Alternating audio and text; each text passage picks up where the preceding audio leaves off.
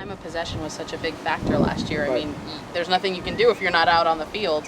How do you guys as an offense, maximize those opportunities when you are out there? You got to convert, and you got to do really good on first and second down. You got to convert, and you got to convert on third down. And when you get in the red zone, you got to walk away with touchdowns. And I think that's how you go into the game. You can't go into the game always thinking, hey, all I can do is get points, because they can get points too. You know what I mean? They can grind through and go for fourth downs after fourth downs if they're in a third and short situation, and walk out of there with certain points. We just got to put the pressure on them by scoring touchdowns and doing what we do. Who's been winning the most scout team MVPs for the offense? For the offense? Yeah.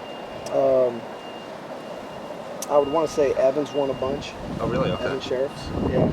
And then you've had different linemen like Bar Milo, Hayden Mahoney, and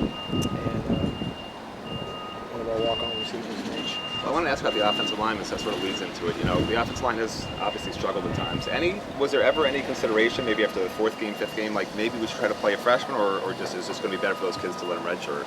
Better for those kids to let them redshirt just because of their weight at the certain point. Could they have helped, though? If you didn't, you know what I'm saying? If you weren't looking out for the kids' best interest, could they have helped the team if they played right now? Would they have been playing reps, is what I'm asking? I think they would have been playing reps behind the guys around right now. You know what I mean? There would have just been. There would have been a here and there. Yeah. So we got two guys that we've repped all season with Tyler and St. Louis. As far as the guys on the other field you're asking about, yeah, they just needed to get a little bit bigger. I think they're a little undersized. They're great effort guys. They'll end up being big men. Well, if you had to guess for next year, how many of those freshman group, will be starters, if any of them? Like 1, 2, 3? You'd have to see. I think that an off season with them, with January, spring football with those guys, and then the summer conditioning program, a kid that comes in at 17, he's 18 and with a full college deal, I think it makes a difference rather than when you just you show up here for summer. So it'll be interesting. Those guys are not in the mix right now, so you don't know. But I would say that they would all compete. All compete to start. Sure.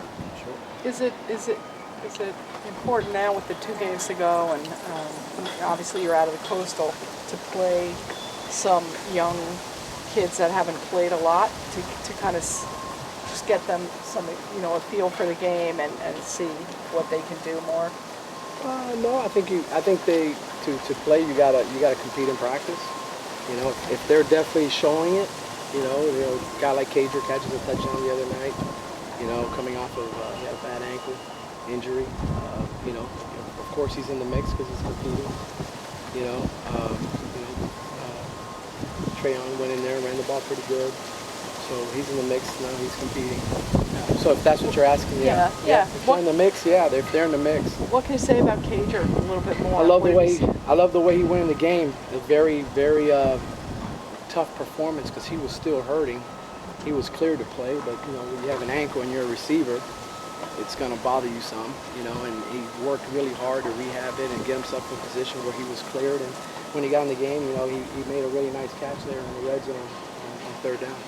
I'm not sure the right way to phrase this, but obviously the offense has done really well this year.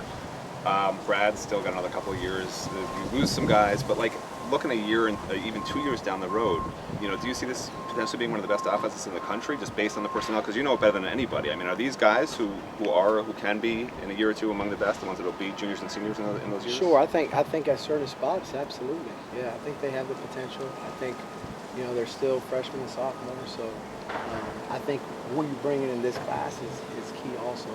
I think it's very important because, if you can always sign a guy as a receiver that can come in as a freshman and play like Stacy did his freshman year, that helps your production. I think that if you can get a guy come in at running back to play like Mark did, that helps your production. Especially you never know with injuries, right? Here we go in starting training camp and Gus Edwards are starting running back, and then all of a sudden, he breaks his foot. Then your 2 and 3 are important. So Mark became very important to us. So saying what I'm saying with it, next year, Stacy has another year, and he's going to be a lot better than he was this year, right? David Njoku and Chris Herndon, right? Brad Kaya. What are they going to be a year from now? You know, even a guy like, you know, Malik, who came in for one game, right? And I thought played pretty well. How's he going to be a year from now? And then you move on out, or you move on, that's interesting. You move on, you know, with guys like Nick Linder, who's a sophomore, and you move on with guys like Casey McDermott, who's a sophomore, you know, and Trevor Garland, who's a sophomore. What are they going to be like as a junior? You know? Evan Sheriff, you said something, and Mark D'Onofrio said something about him too. What has he been doing where he's impressed you guys, even on scout team? Same thing he did in the summer during the two-a-days, during scrimmages. I mean, he gets in there and he moves the offense and scores touchdowns. You know, he's a really good leader. He's very accurate. He's intelligent. He knows the entire offense. When Brad was down against, Brad was down and we were playing Duke.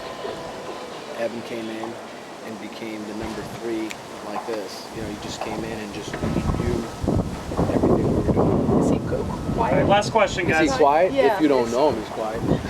Oh, but okay, but not as far as on the field and dealing Oh, with he's the very players. vocal. He's demanding. He's a demanding leader.